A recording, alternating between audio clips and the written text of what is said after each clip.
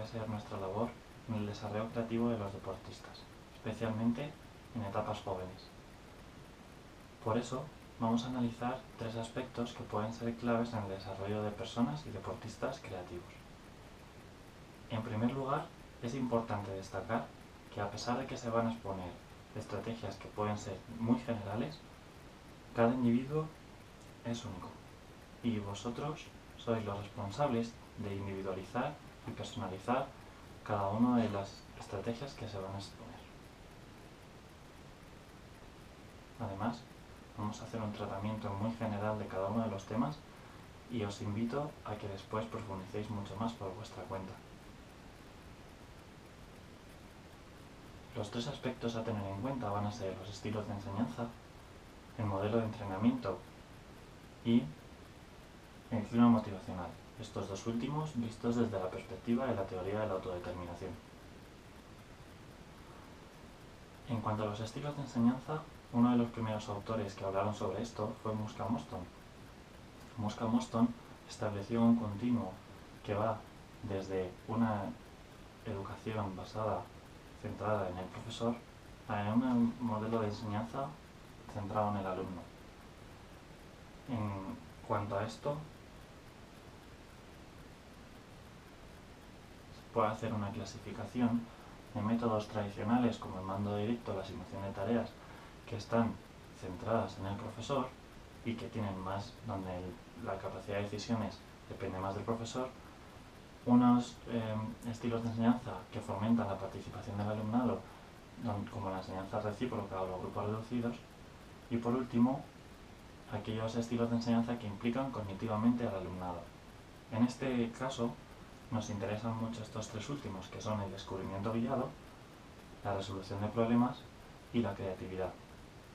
El descubrimiento guiado y la resolución de problemas son métodos que tienen donde los alumnos tienen cierta libertad para solucionar los problemas que el profesor les plantea. En el primero de los 2 casos, el profesor o el entrenador va a dar más pautas para poder resolver ese problema, mientras que en el segundo va a ser una tarea mucho más abierta, donde no hay normas para llegar a la solución. En cuanto a la diferencia entre la resolución de problemas y el método de creatividad, que también denominaba de producción divergente, la diferencia está en que en el método de resolución de problemas, Muska Mostyn propone una sola solución a ese problema, mientras que en el método de creatividad o de producción divergente se presentan múltiples soluciones a un mismo problema. Más adelante, Delgado Noguera hace también una clasificación similar, adaptando la de Muska Mostyn, donde diferencia entre métodos tradicionales, métodos que favorecen la participación, métodos que favorecen la individualización o que tienen una mayor implicación cognitiva, así como los métodos que fomentan la creatividad. Como veis, es una clasificación muy similar.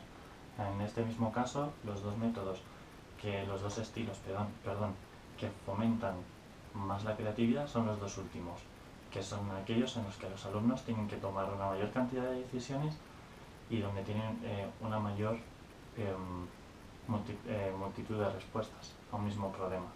En el segundo caso, donde en realidad Delgado Noguera no presenta ningún método en concreto, Domingo Blázquez habla del método de la sinéctica, que tiene unos pasos a seguir. Si os interesa, podéis buscar más sobre él. En cuanto al modelo de entrenamiento, y si nos fijamos en el modelo de entrenamiento como un modelo de liderazgo, por ejemplo, Kahneman y Smith establecieron un continuo que, si os fijáis, es muy similar al que existen entre los estilos de enseñanza de Muska Mostyn, desde un extremo que está centrado en el liderazgo del jefe, y en el otro extremo sería centrado en el liderazgo del subordinado.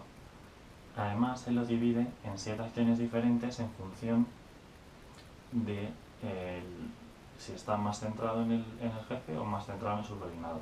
De esta forma, en el extremo centrado en el jefe, vemos el comportamiento decir, que consiste en que el jefe dice y los subordinados hacen, mientras que en el lado contrario en el centrado en los subordinados estaría el comportamiento abdicar. Esto implica que el jefe deja absoluta libertad sin límites ni normas a los subordinados. Entre medias habría diferentes tipos de comportamiento que regularían una mayor o menor implicación de uno u otro lado. Si seguimos hablando de liderazgo, pero ya centrándonos en la teoría de la autodeterminación, por ejemplo, Magó y Valerán, entre otros autores, establecen dos tipos de comportamiento del líder que serían el comportamiento de apoyo a la autonomía o comportamiento controlador. Si bien en el primer caso el comportamiento de apoyo a la autonomía lo que consiste es en dejar mucha más libertad a los deportistas o a los alumnos y además hacerles partícipes de las tomas de decisiones, el comportamiento controlador, como os podéis imaginar, es donde el entrenador asume un papel mucho más directivo en las tomas de decisiones de los jugadores. Y no me refiero a la toma de decisiones en cuanto a las tomas de decisiones de nivel táctico, sino en cuanto a todo lo que ocurre, en cuanto a la toma de decisiones de qué tareas se van a hacer, sobre los límites y normas del equipo o de la clase, o incluso sobre el color de la camiseta que van a llevar al siguiente partido. Ellos establecen determinados comportamientos que deben llevar a cabo los líderes o los entrenadores para asegurarse de que están en un estilo de apoyo a la autonomía. El primero de ellos sería evitar el castigo y la crítica constante. El segundo sería dar un feedback orientado a los resultados positivos y a futuras mejoras. Y además ellos dicen que el comportamiento controlador, a pesar de que no debe estar directamente relacionado, en la mayoría de los casos han encontrado que aquellos entrenadores que son muy controladores también dan un feedback muy orientado al error, lo cual aumenta el miedo al fracaso de los jugadores o de los alumnos. Además, invitan a que los entrenadores o los profesores ofrezcan oportunidades a sus alumnos para tener iniciativa y trabajo independiente sin la supervisión directa de ellos. Y por último, también nos invitan a permitir a los jugadores o alumnos tomar tantas decisiones como sea posible. Y como os decía antes, en todos los sentidos, en cuanto a las normas, las tareas a realizar, los problemas a resolver, las metas, etc. Algunos estudios que pueden tener cierta transferencia con lo que nosotros estamos hablando son, por ejemplo, el realizado por Brodnik y colaboradores en el 2002. Este estudio analizaba cómo los niños que escribían poemas, participaban en un programa para escribir poemas, variaban su creatividad en cuanto al desarrollo de esos poemas en función del comportamiento de sus madres. De esta forma, aquellos niños cuyas madres eran más controladoras y ejercían más presión sobre el poema que iba a realizar el niño, conseguían que los niños desarrollaran poemas mucho menos creativos que aquellos cuyas madres les daban mucha autonomía para desarrollar. Esto lo podemos ver continuamente en el deporte con aquellos padres que ejercen mucha presión o que son muy controladores sobre sus hijos, o igual cuando los entrenadores, para conseguir un determinado resultado que a él le puede interesar, ejercen mucha presión o mucho control sobre el comportamiento de sus jugadores. Resultados similares han sido encontrados por Liu en el 2011 y colaboradores en el ámbito empresarial, donde han visto que en función del control o de la autonomía que se ejercía sobre los empleados, se conseguía un clima de mayor desarrollo creativo o menos. Siguiendo con la teoría de la autodeterminación, en cuanto al clima motivacional, vemos que hay dos tipos de climas. Uno que estaría orientado al logro, o bien al resultado, y un clima motivacional que sería orientado a la tarea o a la maestría. Además, en estos dos casos, en el primero de ellos, se encuentra una relación directa con lo que es la motivación extrínseca, es decir, las personas actúan en este caso para recibir premios o beneficios que vienen de una fuente exterior, o bien para evitar una penalización también de alguien externo. En cuanto a la orientación a la tarea, Las personas actúan por la propia satisfacción de realizar esa tarea, incluso por la propia satisfacción que produce la mejora en uno mismo al realizar esa tarea.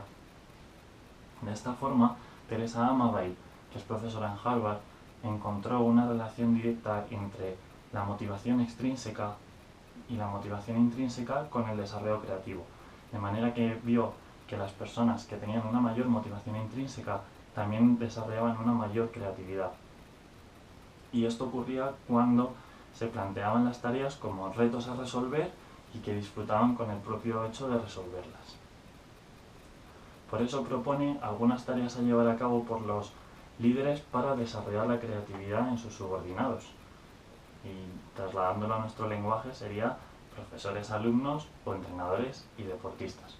De esta forma ella propone crear retos que sean alcanzables pero que no sean fácilmente ejecutables, dar libertad a las personas que vayan a resolver esos retos para encontrar el camino y la solución que ellos consideren, proveer de los recursos necesarios, como bien recursos materiales o temporales, que son dos limitadores de la creatividad, fomentar el trabajo en equipo, ya que las sinergias pueden producir que se encuentren diferentes caminos en que encontraría uno mismo, y que el rol del entrenador sea una supervisión estimulante. Esto quiere decir que de un feedback constante, pero más de ánimo hacia la consecución de las metas que de juzgar si el camino que se está haciendo es o no el correcto. Ahora os voy a lanzar preguntas que creo que son importantes que resolváis por vosotros mismos antes de plantearos la siguiente tarea. La primera de ellas sería: ¿qué acciones crees que debe llevar a cabo un entrenador profesor para fomentar la creatividad en función de las teorías expuestas anteriormente? Y por otro lado, ¿qué acciones crees que debe evitar un entrenador o profesor para desarrollar la creatividad en las sesiones? Os invito a que profundicéis mucho más sobre estos temas y que busquéis más información que os interese sobre ellos.